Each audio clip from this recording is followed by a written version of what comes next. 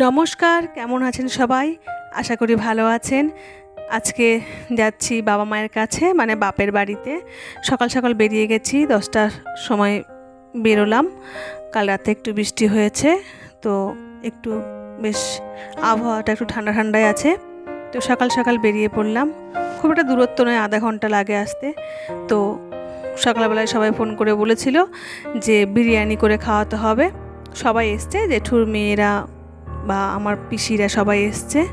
তো সবাই বিরিয়ানি খাবে, তো আমাকে বানাতে হবে। আমি, আমার ভাই আর আমার ছোট বোন, আমার জেঠুর ছোট মেয়ে, তিনজনে মিলে ওরা একটু হেল্প করে দিল আমাকে। তো বানিয়ে নিচ্ছি ঝটপট বিরিয়ানি। সবাই এসছে, আমার জেঠুর মেয়েরাও সবাই তাদের বাচ্চাদের এবং ফ্যামিলির প্রত্যেককে নিয়ে এসছে। আমিও এসছি, আমার বোন এসছে, দিদি পাশেই থাকে, দিদির বাড়ি খুব একটা দূরে নয়। তো দিদি জামাইবাবু ওরাও আছে।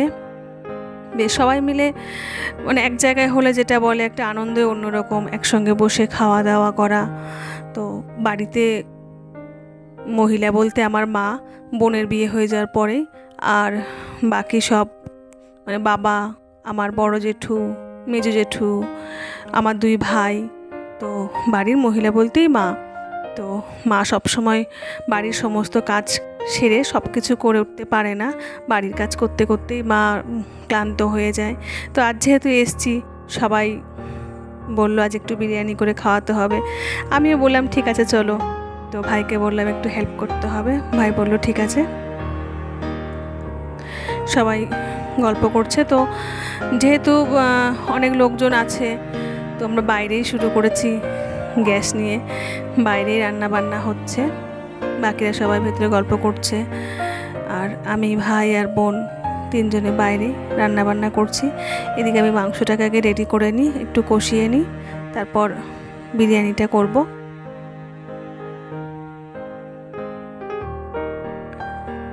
একটা বিশেষ অনুষ্ঠানে সবাই এক জায়গায় হলে তার আনন্দটাই অন্যরকম হয়। আর সেখানে মানে কোনো কিছু করে খাওয়ানো, একসঙ্গে বসে তার আনন্দটা অন্যরকম। আমার জেঠুর মেয়েরা আমাদের বাড়িতেই আছে।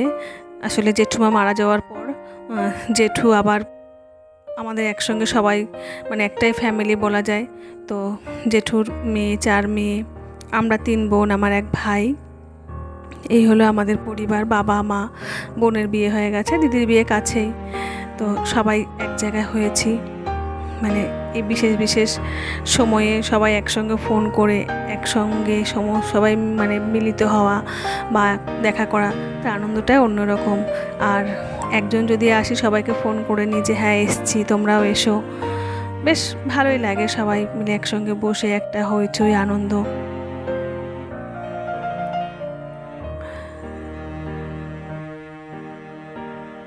এখানে মশলাটা ভালো করে কষিয়ে নিই, তারপরে ধুয়ে রাখা মাংসটা দিয়ে দেবো এর মধ্যে।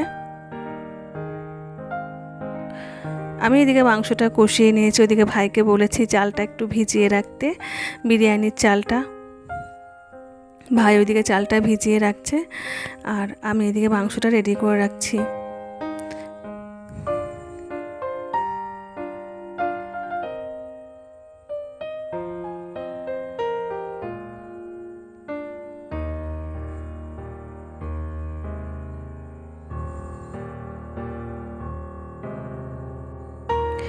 আমরা মেয়েরা শ্বশুরবাড়িতে তো সবাইকে রান্না বান্না করে খাওয়াই, সেটা তো আমাদের কর্তব্য বলা চলে বা ভালো লাগে। কিন্তু বাপের বাড়িতে এসেও সবার আবদারে কিছু রান্না করে খাওয়ানো, এটারও একটা আনন্দ যে বাবা মা বা ভাই বোন সবাইকে কিছু করে খাওয়াচ্ছি, বা সবাই মানে আমার কাছে যেটা আবদার করে যেটা করে খাওয়াতে হবে, এটার মধ্যে একটা আনন্দ অন্যরকম। সবাই মিলে বসে, সবসময় হয়তো আসা হয় না সবাই একসঙ্গে, মানে সব সময় দেখা হয় না।